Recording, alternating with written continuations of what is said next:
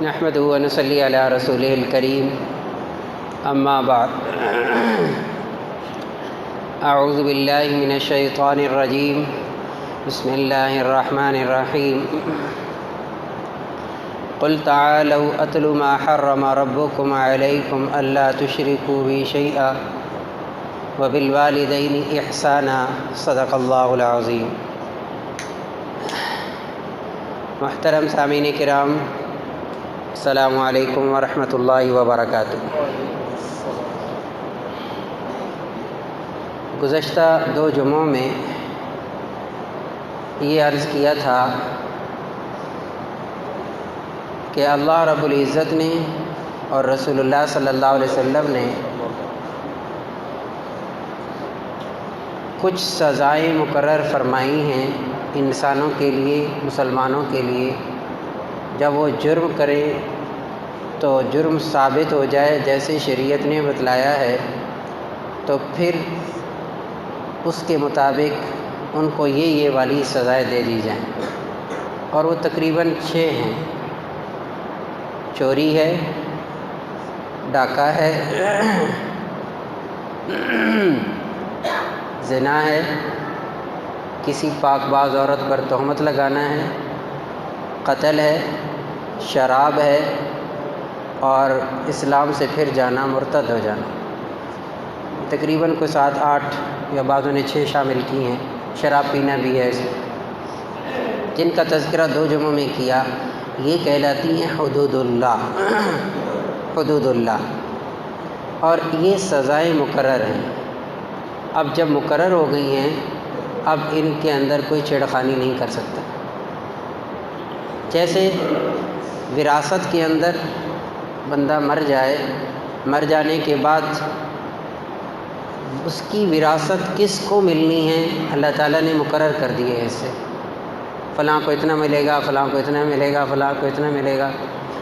1/3 حصہ 1/3 کے اندر اس بندے کی وصیت چلے گی، جو بندہ وصیت کر کے مرا ہے، اور اس سے پہلے اس کے ورثاء میں تقسیم ہوگا مال۔ وہ ایک تفصیل ہے، وہ کسی اور موقع۔ تو وہاں بھی اللہ نے مقرر کر دیا، یہاں بھی اللہ نے مقرر کر دیا۔ تو اب یہ ہے کہ یہ تو اللہ کے مقرر کردہ ہیں۔ اس کے علاوہ بہت سارے جرائم سامنے آتے ہیں، تو وہ چلے جاتے ہیں حدیث کی روح میں تعزیرات، یعنی اس وقت کی جو حکومت ہے، اس جو بہتر سمجھتی ہے ان کو وہ سزا دے سکتی ہے۔ یہاں تک لکھا ہے علماء نے کہ اس کی کوئی حد نہیں ہے سزا دینے کی۔ تعزیرات کے اندر جو حاکم وقت دے گا، کہا کسی کو تیز نظروں سے دیکھنا، غصے سے دیکھنا، یہ بھی سزا ہے، اور قتل بھی کر سکتا ہے۔ یعنی اگر کوئی یہ سمجھتا ہے کہ ایک آدمی ہے کہ جو ایک ہی بات، ایک ہی گناہ کو بار بار کر رہا ہے، سمجھانے سے بھی نہیں سمجھ میں آ رہا، تو قتل آخری ہے تعزیرات کے اندر۔ اور ادنیٰ سزا کیا رکھی ہے؟ کسی کو تیز نظروں سے دیکھ لینا، اور یہ بھی ہوتا ہے باعزت آدمی کے لیے اتنا ہی کافی ہے۔ جیسے ایک واقعہ لکھا ہے کتابوں کے اندر کہ 3 بندے تھے، انہوں نے جرم ایک جیسے کیے، ایک جیسے جرم تھے۔ جب ان کو عدالت میں پیش کیا گیا تو جج نے جو فیصلہ دیا تو وہ بڑا عجیب و غریب دیا۔ ایک کو اس نے دیکھا غصے سے، دوسرے کو کہا تو نے یہ کام کیا ہے، اور تیسرے کو کہا کہ اسے جوتے بھی مارے جائیں، اور اس کے منہ پہ کالک مل کے، اور پورے کے پورے گاؤں کے اندر گدھے پہ بٹھا کے اسے 7 چکر لگوائے جائیں۔ جو وہاں موجود تھے وہ حیران رہ گئے کہ حضرت جرم ایک ہے، سزائیں مختلف دی ہیں۔ تو انہوں نے کہا جاؤ دیکھ لو جا کے، جو میں نے سزائیں دی ہیں وہ جا کے دیکھ لو۔ تو جب دیکھا کہ جس کو نظر صرف تیز نظروں سے دیکھا تھا، غصے سے دیکھا تھا، تو اس کی حالت یہ تھی کہ جیسے بندہ مرنے کے قریب ہو جائے کہ اوئے آج میری عزت جو ہے نا وہ ایک قسم کی خاک میں مل گئی۔ اتنے بڑے جج نے مجھے اس نظر سے دیکھ لیا، قاضی نے اس نظر سے دیکھ لیا، ایک بڑے نے اس نظر سے دیکھ لیا، میں اس کی نظروں سے گر گیا۔ اس کی حالت یہ تھی۔ اور دوسرے کو دیکھا کہ جس کو کہا یار تو نے یہ کیا ہے، تو حالت اس کی بھی تقریباً اتنی تھی۔ اور جو تیسرے کو سزا دی تھی اس کی حالت یہ تھی، کہتے ہیں لکھا ہے کہ وہ جب اپنے گھر کے پاس سے گزرا تو اپنی بیوی کو کہنے لگا 3 چکر ہو گئے، باقی 4 رہے، میں آیا۔ 3 ہو چکے ہیں اور باقی 4 رہ گئے، بس میں آیا۔ یعنی وہ اس کو اپنی عزت ذلت سمجھا ہی نہیں، تو اس لیے یہ ہوتا ہے اس وقت دیکھا جائے گا سزا اس کو کس درجے کی دینی ہے، تو وہ اختیارات دے دی۔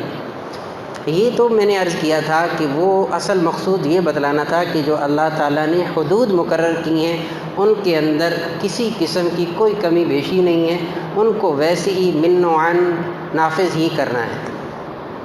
میں نے ابھی آپ کے سامنے قرآن مجید کی سورۃ الانعام کی ایک آیت پڑھی ہے، آیت کا کچھ حصہ پڑھا ہے، اس کا تعلق سب سے ہے، مسلمانوں سے بھی ہے اور مسلمانوں کے ان لوگوں سے بھی ہے جو حدود اللہ کو نافذ کرتے ہیں، یعنی حکماء ہوں یا رعایا ہوں، سب کے لیے ہے۔ اور بڑی خوبصورت طرز ہے اس آیت کا کہ اللہ تعالیٰ فرماتے ہیں کہ نبی جی آپ فرما دیجئے تعالو، علماء نے لکھا ہے کہ تعالو عربی زبان کا لفظ ہے، تعال کا معنی ہوتا ہے ادھر آؤ، تو فرمایا کہ تعالو کا جملہ عرب وہاں استعمال کرتے ہیں کہ جب عام بات کہنی ہو اور کسی اونچی جگہ پہ چڑھتے ہیں تو بلاتے ہیں آ جاؤ بھائی، آ جاؤ آ جاؤ، تعالو تعالو تعالو۔ تو رسول اللہ صلی اللہ علیہ وسلم فرما رہے ہیں قل، نبی جی آپ فرما دیجئے تعالو اتلو ما حرم علیکم ربکم، او میں تمہیں بتاؤں تمہارے رب نے تمہارے اوپر کیا حرام کیا ہے، او تمہیں بتلاؤں تمہارے رب نے تمہارے لیے کیا حرام کیا ہے۔ اب وہ کیا حرام ہے ہمارے اوپر، اس حرام سے بچنا ہے۔ اور اس کی یہاں آیت کے اندر چند چیزیں ہیں، چند ایک چیزوں کے متعلق، چند ایک باتوں کی طرف اللہ رب العزت نے آگاہی فرمائی، ورنہ وہ امام شافعی رحمہ اللہ کا قول فرماتے ہیں قرآن مجید کی صرف حکم کے بارے میں صرف ایک آیت نازل ہو جاتی، کوئی اور آیت نازل نہ ہوتی تو ہمارے لیے کافی تھی۔ ما آتاکم الرسول فخذوہ وما نہاکم عنہ فانتہوا، جو رسول تمہیں دے وہ لے لو، جس سے تمہیں روکے تم رک جاؤ۔ جو رسول صلی اللہ علیہ وسلم تمہیں دیں، جو چیز تمہیں دیں اس کو لے لو، جس چیز سے تمہیں روکے تم رک جاؤ۔ آسان سادہ سی بات ہے، بالکل سادہ سی بات ہے۔ اگر آپ نے اس کا جسے کہتے ہیں نا کہ دیکھنا ہو کہ کیسے عمل کیا ہے، تو حضرات صحابہ کرام رضی اللہ تعالیٰ عنہم اجمعین کی زندگیوں کو پڑھو، مزہ آ جاتا ہے۔ ان کی زندگیوں کو پڑھ کر ایسے ایسے واقعات ہیں، انسان دنگ رہ جاتا ہے کہ سبحان اللہ، کیا کاپی کرتے تھے رسول اللہ صلی اللہ علیہ وسلم کی، اور کتنا زیادہ ان کے اندر اس بات کا جذبہ تھا کہ جس بات کو رسول اللہ صلی اللہ علیہ وسلم نے پسند فرمایا کہا وہی میری پسند ہے، اس سے بڑھ کر اور کیا ہو سکتا ہے۔ ہر انسان کی طبی پسند تو الگ الگ ہے، لیکن ان صحابہ کا مزاج کیا بن گیا، کہا جو رسول اللہ صلی اللہ علیہ وسلم کی پسند ہے وہی ہماری پسند ہے، جو جس کو آپ نے پسند کر لیا جن چیزوں کو، وہ ہماری پسند بنتی چلی گئی۔ اس پر بہت زیادہ واقعات ہیں۔ تو نبی علیہ السلام کو اللہ رب العزت فرما رہے ہیں کہ ان کو بلائیے، اتلو ما حرم علیکم ربکم، سورۃ الانعام آیت نمبر 153۔ اتلو ما حرم ربکم علیکم، پہلی بات کیا فرمائی، کیا حرام کیا اللہ تعالیٰ نے، اللہ تشرکوا بی شیئا، اللہ کے ساتھ شرک نہ کرو، عقیدہ توحید یہ جگہ جگہ ہے۔ کیوں؟ اس وقت تھا ہی یہی کہ آپ جانتے ہیں کہ خانہ کعبہ کے اندر بت موجود تھے اور وہ اس وقت بتوں کی پوجا خوب کرتے تھے۔ سب سے پہلے ایک بات میں بنیادی بات عرض کروں، قرآن مجید کے اندر 3 موضوع بہت واضح طور پر اور بہت زیادہ آیات کے اندر آئے ہیں، توحید، رسالت، عقیدہ آخرت۔ توحید، رسالت، عقیدہ آخرت، اور یہ تینوں چیزیں کامن ہیں ہر نبی کے اندر۔ ہر نبی نے آ کر اللہ کی وحدانیت کا اقرار کروایا، ہر نبی نے آ کر اپنی رسالت کا اقرار کروایا، ہر نبی نے آ کر یہ بتلایا ہے کہ دیکھو اللہ اور اس کے رسول کی اطاعت کرو گے تو تمہیں آخرت کے اندر کیا ملے گا، نہیں کرو گے تو کیا نقصان اٹھاؤ گے۔ عقیدہ آخرت پختہ کروایا ہے۔ یہ 3 چیزوں پر قرآن مجید کی آیات گھومتی ہیں کثرت کے ساتھ، اور ہجرت سے پہلے جتنی مکی صورتیں ہیں ان کے اندر آپ دیکھیں تو ملتا ہی یہی موضوع ہے زیادہ۔ تو پہلی بات کیا حرام کی اللہ رب العزت نے، اللہ تشرکوا بی شیئا۔ دوسری، وبالوالدین احسانا، ماں باپ کی نافرمانی، ماں باپ کے ساتھ اچھا سلوک کرنے کا حکم ہے اور نافرمانی سے بچایا ہے۔ ماں باپ کی نافرمانی نہ کرو، اور سورہ لقمان کے اندر فرمایا ماں باپ اگر مشرک ہوں تو دنیا کے کاموں میں پھر بھی اطاعت کرو، نافرمانی کرنے کی پھر بھی اجازت نہیں دنیاوی امور کے اندر۔ ہاں اگر وہ شرک کا حکم دیتے ہیں، اللہ تعالیٰ کی نافرمانی کا حکم دیتے ہیں تو اس میں منع کیا گیا، لیکن اس کے اندر بھی گستاخی اور بے ادبی سے پھر بھی منع کیا گیا۔ لیکن عام وبالوالدین احسانا، قرآن مجید کا عجیب انداز ہے، اللہ رب العزت نے اپنی توحید کے بعد اسی کو ذکر کیا ہے۔ سورہ بنی اسرائیل سورۃ الاسراء 15واں پارہ دوسرا رکوع، وَقَضَىٰ رَبُّكَ أَلَّا تَعْبُدُوا إِلَّا إِيَّاهُ وَبِالْوَالِدَيْنِ إِحْسَانًا، رب کی عبادت کرو، اس کے علاوہ کسی کی عبادت نہ کرو، اور ماں باپ کے ساتھ نیک سلوک کرو۔ إِمَّا يَبْلُغَنَّ عِندَكَ الْكِبَرَ أَحَدُهُمَا أَوْ كِلَاهُمَا فَلَا تَقُل لَّهُمَا اُف، کوئی ایسا کلمہ زبان سے نہ نکالو جو کہ بے ادبی کا کلمہ ہے، ماں باپ کے سامنے اف تک نہ کہو، ہوں ترجمہ کی ہے۔ وَلَا تَنْهَرْهُمَا، ہرگز ان کو نہ جھڑکو۔ وَلَا تَنْهَرْهُمَا، اللہ نے نا عجیب نظام بنایا ہے، جو آج اولاد ہے، جو آج بیٹا ہے کل باپ ہے، جس سطح پہ آج اپنے باپ کو دیکھتا ہے، اللہ زندگی رکھے کل وہیں خود ہوگا۔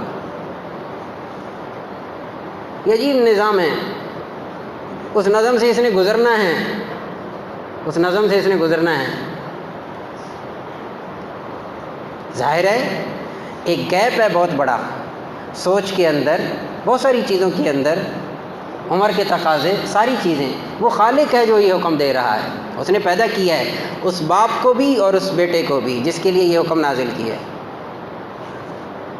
دونوں کے لیے حکم نازل کیا۔ وَلَا تَنْهَرْهُمَا وَقُلْ لَهُمَا قَوْلًا كَرِيمًا، نرمی سے بات کرو ان سے، نرمی سے بات کرو۔ آپ انداز غور تو کرو، پہلے کیا فرمایا، ہوں تک نہ کہو، ان کو جھڑکو نہیں، ان سے نرمی سے بات کرو۔ دیکھا جائے بات تو ایک ہی ہے، غور کیا جائے تو بظاہر بات تو ایک ہی معلوم ہوتی ہے کہ ان سے جب کلام کرو، ان سے جب بات کرو، ان سے جب بھی آپس میں گفتگو ہو تو لہجہ بھی درست ہونا چاہیے، الفاظ بھی درست ہونے چاہیے، اور تمہارے تیور بھی ٹھیک ہونے چاہیے۔ وَاخْفِضْ لَهُمَا جَنَاحَ الذُّلِّ مِنَ الرَّحْمَةِ، اور ہر وقت اپنے کندھوں کو جھکائے رکھو ان کے سامنے، جو حکم دیں فوراً تابعداری، جو حکم دیں فوراً تابعداری۔ اور پانچواں حکم اللہ نے یہ دیا کہ رب ارحمہما کما ربیانی صغیرا، اپنے ماں باپ کے لیے یہ دعا کیا کرو، اپنے ماں باپ کے لیے یہ دعا کیا کرو۔ ایک مفسر نے تو یہاں تک لکھا زندگی میں بھی کرو، مرنے کے بعد بھی کرو، رب ارحمہما کما ربیانی صغیرا، اے اللہ ان دونوں پہ رحم فرما جیسے انہوں نے بچپن کے اندر مجھ پر رحم فرمایا۔ نہ میں کھانے کا بتا سکتا تھا، نہ پینے کا بتا سکتا تھا، نہ پیشاب کا بتا سکتا تھا، نہ ٹھنڈ کا بتا سکتا تھا، نہ گرم کا بتا سکتا تھا، نہ فائدے کی چیز بتا سکتا تھا، نہ نقصان کی چیز بتا سکتا تھا۔ اس وقت میں انہوں نے رحم کھایا، اب اے اللہ ان پر تو رحم فرما، رب ارحمہما کما ربیانی صغیرا۔ تو دوسری بات اللہ رب العزت نے ماں باپ کی نافرمانی کو کیا کیا، حرام کیا، اور حکم کیا دیا کہ نیک سلوک کرو ان کے ساتھ۔ رسول اللہ صلی اللہ علیہ وسلم نے فرمایا قیامت کے قریب کیا ہوگا، اذا اتخذ الفیء دولا والامانۃ مغنما والزکاۃ مغرما وتعلم لغیر الدین واطاع الرجل امرأته واق امه وادنى صدیقه واقصى اباہ۔ علامت بتائیے قیامت کب آئے گی، ہاں اللہ کو معلوم، لیکن کچھ چیزیں سامنے آنا شروع ہو جائیں گی، وہ کون سی ہوں گی، وَأَطَاعَ الرَّجُلُ إِمْرَأَتَهُ، لوگ اپنی بیویوں کے فرما بردار ہو جائیں گے، وَعَقَّ أُمَّهُ، اپنی ماؤں کے نافرمان ہو جائیں گے، وَأَقْصَى أَبَاهُ، اپنے باپ کو دور کریں گے اور اپنے دوست کو قریب کریں گے۔ جامع ترمذی کی روایت ہے۔ وَأَدْنَىٰ صَدِيقَهُ، دوست کو قریب کریں گے، اقصى آباہ، باپ کو دور کریں گے۔ شرک کو حرام کیا اللہ نے۔ نمبر 2 ہماری ذمہ داری کیا ہے، ماں باپ اگر ہیں تو اس نعمت کی قدر کرتے ہوئے ان کی خدمت، ان کے جو حقوق ہیں اللہ نے ذمے رکھے ہیں وہ ادا کریں، ان کے ساتھ حسن سلوک۔ اگلا حکم دیا سورۃ الانعام کی اس آیت کے اندر، ولا تقتلوا اولادکم خشیۃ املاق نحن نرزقکم وإیاہم، اپنی اولاد کو قتل نہ کرو، ولا تقتلوا اولادکم من املاق، ولا تقتلوا اولادکم من املاق، کس کی وجہ سے؟ کہاں سے کھائیں گے؟ اللہ رب العزت نے کوئی فلسفہ نہیں بیان فرمایا، بڑی سادہ سی بات ہے، ہر ایک کو سمجھ میں آنے والی بات ہے۔ کہا نحن نرزقکم وإیاہم، تمہیں بھی ہم دیتے ہیں، ان کو بھی ہم دیں گے، تمہیں بھی ہم دیتے ہیں، ان کو بھی ہم دیں گے۔ بہت ساری اس کی تفسیریں کی گئی ہیں۔ جو اس وقت کا رواج تھا وہ کیا تھا کہ بچہ پیدا ہو جاتا اس کو زندہ چھوڑ دیتے تھے، بچی پیدا ہو جاتی اس کو زندہ درگور کر دیتے تھے۔ بیٹی کیوں پیدا ہوئی؟ قرآن مجید کے اندر سورۃ الاعراف کے اندر نقشہ کھینچا باقاعدہ اللہ رب العزت کہ ان کی عادت بتائی، 189 آیت ہے سورۃ الاعراف 189۔ والذی خلقکم من نفس واحدہ وخلق منها زوجہا، اللہ فرماتے ہیں والذی خلقکم من نفس واحدہ، ایک جان سے تمہیں پیدا کیا، آدم علیہ السلام کی اولاد، وجعل منها زوجہا، پھر تمہیں جوڑا جوڑا بنایا، پھر آگے پیدائش کے مراحل چلائے، فلما تغشا حملت حملا خفیفا فمرت بہ، بچے کی ابتدائی دنوں کے اندر جب ماں کے پیٹ میں ہوتا ہے، ابتدائی مراحل کے اندر جب وہ اس کو لے کے پھرتی ہے، فمرت بہ، فلما اثقلت، جب بھاری ہو جاتا ہے، دعوا اللہ ربہما، تو یہ دونوں اپنے رب کو پکارتے ہیں، لئن آتیتنا صالحا، اے اللہ ہمیں اولاد دے دے نیک تو ہم تیرے شکر گزار بندے بن جائیں گے۔ اللہ فرماتے ہیں جب میں دیتے ہیں یہ شکر نہیں کرتے، یہ شرک کرتے ہیں۔ تعالی عما یشرکون، اللہ پاک ہے اس سے۔ ایک کام تو یہ کیا، دوسرا کیا کرتے ہیں؟ دوسری تفسیر کیا بیان کی گئی اسی کی کہ ولا تقتلوا اولادکم، اپنی اولاد کو قتل نہ کرو۔ اللہ فرماتے ہیں وَإِذَا بُشِّرَ أَحَدُهُمْ بِالْأُنثىٰ، جب کسی کے ہاں بیٹی کی پیدائش ہوتی ہے اسے خوشخبری دی جاتی ہے کہ تیرے ہاں بیٹی ہوئی ہے، ظل وجهه، اس کا چہرہ سیاہ ہو جاتا ہے، ظل وجهه مسودًا وهو كظيم، غصے میں آ جاتا ہے، يتوارى من القوم من سوء ما بشر به، قوم سے چھپتا پھرتا ہے اس بات سے جو اسے بتائی گئی۔ ایمسکو علی ہون ام یدسہ فی التراب، اس کو کیا کروں، زمین کے اندر زندہ گاڑ دوں؟ اور کیا ہے، کتنے لوگ کرتے تھے زمانہ جاہلیت کے اندر۔ رسول اللہ صلی اللہ علیہ وسلم نے فرمایا جس بندے نے 2 بیٹیوں کی پرورش کی صحیح معنی کے اندر، پھر ان کی شادی کر دی، یا 2 بہنوں کی پرورش کی پھر ان کی شادی کر دی، قیامت کے دن وہ میرے ساتھ اس طرح ہوگا، اس طرح انگلیاں ملائیں آپ نے، شہادت کی اور درمیان کی انگلی کو ملایا، فرمایا قیامت کے دن میرے ساتھ اس طرح ہوگا۔ رسول زندہ درگور کرنا تو عام تھا۔ ایمسکوا علی ہون ام یدسوا فی التراب الا ساء ما یحکمون، برا فیصلہ ہے جو تم کرتے ہو۔ معذرت سے عرض کروں گا، کیا یہ زمانہ جاہلیت کی باتیں تھیں؟ کیا یہ زمانہ جاہلیت کی باتیں تھیں؟ عورت عورت سے نفرت کرتی ہے، عجیب بات ہے، عورت عورت سے نفرت شروع کر دیتی ہے۔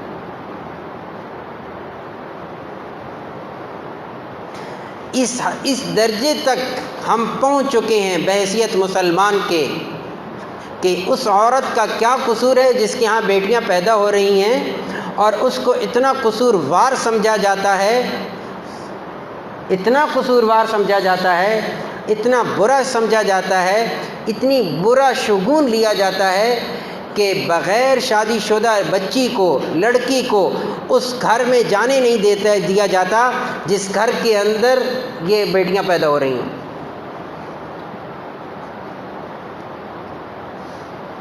یہ ہے ہمارے معاشرے کے اندر۔ نوجوان لڑکی کو بچی کی مٹھائی نہیں کھلائی جاتی، نہیں کھانے دیتی مائیں، کیوں؟ تجھے بھی بیٹیاں ہوں گی۔ یہ مسلمان معاشرہ ہے۔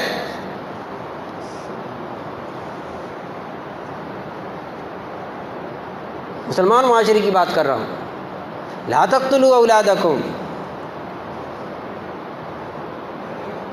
یعنی اس مٹھائی کے اندر اتنی تاثیر آ گئی ہے کہ یہ کھائے گی تو اسے بھی بیٹیاں ہوں گی۔ سورۃ الشورى کی آخری آیتیں تو پڑھو، یہب لمن یشاء اناثا ویہب لمن یشاء الذکور او یزوجہم ذکرانا واناثا ویجعل من یشاء عقیما انہ علیم قدیر۔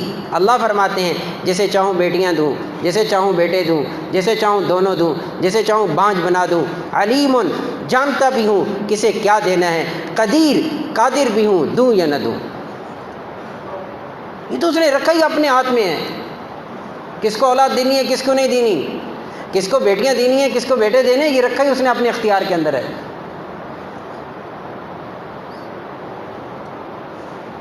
عرب کے اندر ایک شاعر تھا، اس کا نام تھا ابو حمزہ۔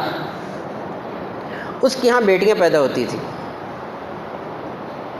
جب بیٹی پیدا ہوئی ایک مرتبہ، گھر چھوڑ کے نکل گیا۔ اس کی بیوی کو پتہ چلا کہ اس نے اس وجہ سے گھر چھوڑا ہے، تو شعر ان کی گھٹی میں تھے، تو اس نے اپنے خامد کو چند شعر لکھ کر بھیجے۔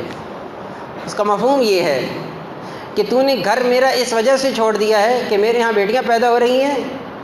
اے ابو حمزہ، میری مثال ایک کھیت کی طرح کی ہے، اس میں جو بوئے گا کاٹے گا۔ میری مثال کھیت کی طرح کی ہے، تو جو بوئے گا وہی کاٹے گا۔ فوراً واپس آ گیا تھا۔ اس لیے لا تقتلوا اولادکم، اپنی اولاد کو قتل نہ کرو۔ کس وجہ سے؟ املاک کی وجہ سے۔ میں نے عرض کیا بیٹی کی پیدائش کو برا بھی جانتے تھے، زندہ درگور بھی کرتے تھے، اس وقت یہ حکم دیا، اور آج بھی وہی ہے تقریباً بعض گھروں کے اندر۔ میں ہر ایک کی نہیں کرتا، الحمدللہ ایسے بھی ہیں جو کہ اللہ سے مانگتی بیٹی ہیں، یہ بھی ہیں۔ دوسری تفسیر بڑی خوبصورت کی گئی ایک اور، اولاد کو قتل کرنا، اس سے منع کیا، اس کو حرام کیا۔ اگر ایسی تعلیم اولاد کو نہ دی، اگر ایسی تعلیم اولاد کو نہ دی جس سے وہ اللہ اور اس کے رسول صلی اللہ علیہ وسلم کی پہچان حاصل کر سکیں، جس سے آخرت کی پہچان حاصل کر سکیں، اگر یہ تعلیم نہیں دی تو یہ اولاد کو قتل کیا ہے۔ وَمَنْ كَانَ مَيْتًا فَأَحْيَيْنَا، رسول اللہ صلی اللہ علیہ وسلم کی آمد سے پہلے مردوں کی طرح تھے یہ لوگ۔ نبی آئے، اسلام آیا، شریعت آئی، دین آیا، مذہب آیا، یہ جی اٹھے۔ قرآن مجید کے الفاظ ہیں، میں اپنی طرف سے نہیں کہہ رہا۔ وَمَنْ كَانَ مَيْتًا، کیا تم مردہ نہیں تھے؟ فَأَحْيَيْنَا، ہم نے تمہیں زندہ کیا۔ شریعت مطہرہ دے کر اللہ رب العزت نے جلا بخشا ہے، اور جس زندگی کے اندر، جس انسانی زندگی کے اندر اللہ اور اس کے رسول صلی اللہ علیہ وسلم کے احکامات نہیں ہیں، خدا کی قسم وہ بالکل اسی طرح کی ہے جس طرح قرآن مجید نے اشارہ کیا ہے۔ اور لکھا ہے مفسرین نے کہ جو اپنی اولاد کو وہ تعلیم نہیں دیتے جس سے ان کے اللہ اور اس کے رسول صلی اللہ علیہ وسلم کی پہچان حاصل ہو جائے، اس کو میں کیا کھولوں آپ کے سامنے، کیا کھولوں؟ میں ایک گزارش کروں گا آپ سے، میں اس معاشرے کا حصہ ہوں، چھوٹی سی گزارش ہے۔ جس ادارے کے اندر بچے پڑھ رہے ہیں اس ادارے کا سلیبس دیکھو، اس ادارے کا سلیبس دیکھو، کیا پڑھایا جا رہا ہے، کیا سکھلایا جا رہا ہے، خوب غور کرو، خوب غور کرو۔ اس کے سلیبس میں کیا ہے، کیا چیز دی جا رہی ہے؟ پیپر ہوں، سوالیہ پرچے پڑھو، کیا پوچھا گیا میرے بچے سے؟ اس ادارے نے، ان اساتذہ نے، ان تعلیمی اداروں نے میری اس نئی پود کو، میری اس نرسری کو، میرے ان پھول جیسے پودوں کو کون سی خوراک دی ہے جس سے یہ تناور درخت بنیں گے یا یہ کھوکھلا انسان کھڑا کریں گے؟ مجھے تو فرصت نہیں ہے نا، مجھے تو فرصت نہیں ہے، مجھے تو ہے ہی نہیں فرصت اپنے بچے کو دیکھنے کے لیے۔ بچہ اسکول سے آتا ہے، کون سنبھالتا ہے؟ مہنگا ٹیوٹر رکھا ہوا ہے، اس کی تو میں خوب کرتا ہوں، کیوں وقت نہیں دیتے؟ بس وہ دیکھنا ہے اے پلس ہے یا اے پلس نہیں ہے، بس میری مناسبت اپنے بچے کی تعلیم اور تربیت تک یہاں تک رہی ہے۔ میں آپ کو نہیں کہہ رہا، میں اپنے آپ کو کہہ رہا ہوں، یہاں تک ہے بس۔ وہ ایک چھوٹا سا آتا ہے میرے پاس کہ آپ کے بیٹے نے اتنے نمبر لیے ہیں، آپ کے بیٹے نے یہ لیا ہے، بس اسی کی بنیاد پر میں ٹویٹر کو پوچھتا ہوں، اسی پر میں اس کو شاباش دیتا ہوں، اتنی سی ہے۔ اور 20 منٹ کے لیے، 25 منٹ کے لیے، آدھے گھنٹے کے لیے قاری صاحب ہیں، وہ بھی اس وقت تک جب ایک دفعہ انگلی پھیر کر بچہ گزر جائے قرآن مجید سے، بس قاری صاحب بچے نے پڑھ لیا، اب کیوں وقت ضائع کرتے ہیں اس کا، اس نے اور تھوڑے کام کرنے ہیں، اب تو یہ میٹرک میں چلا گیا ہے، اب تو یہ مڈل میں چلا گیا ہے، اب تو اس نے آگے پڑھنا ہے، اس کے بعد ٹائم نہیں ہے۔ ظلم کی انتہا دیکھو،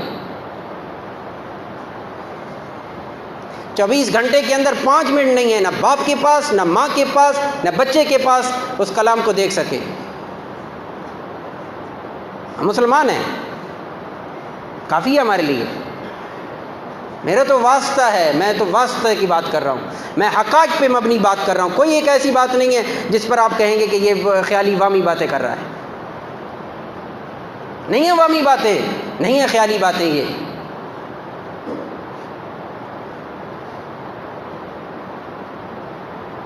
مسلمان معاشرہ ایسے وجود میں نہیں آتا۔ وَلَا تَقْتُلُوا أَوْلَادَكُمْ، اپنی اولاد کو قتل نہ کرو۔ قتل کرنا کیا ہے؟ ایک فزیکلی جو بندہ قتل کر دے، ایک وہ بھی ہے، ایک یہ بھی قتل ہے کہ اسے ایسی تعلیم دی جائے جس کی وجہ سے وہ مر جائے۔